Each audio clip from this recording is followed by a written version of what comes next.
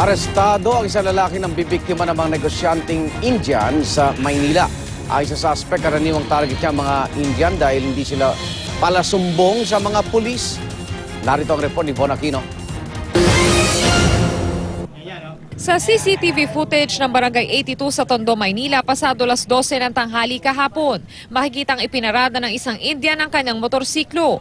Maya-maya pa, makikitang lumapit sa motorsiklo ang dalawang lalaki at kinuha ang mga kumot at tuwalya na nakasalansan at saka kumaripas ng takbo.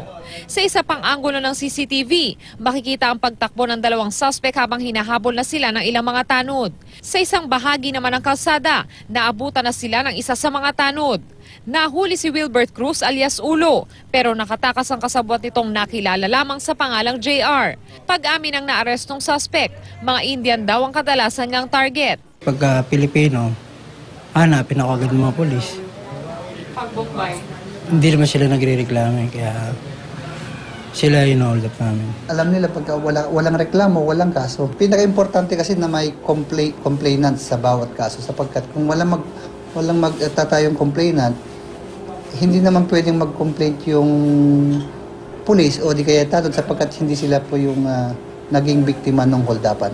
Nakuha kay Cruz ang isang patalim, improvised na baril at mga ninakaw nilang paninda ng biktima ng mga tuwali at kumot.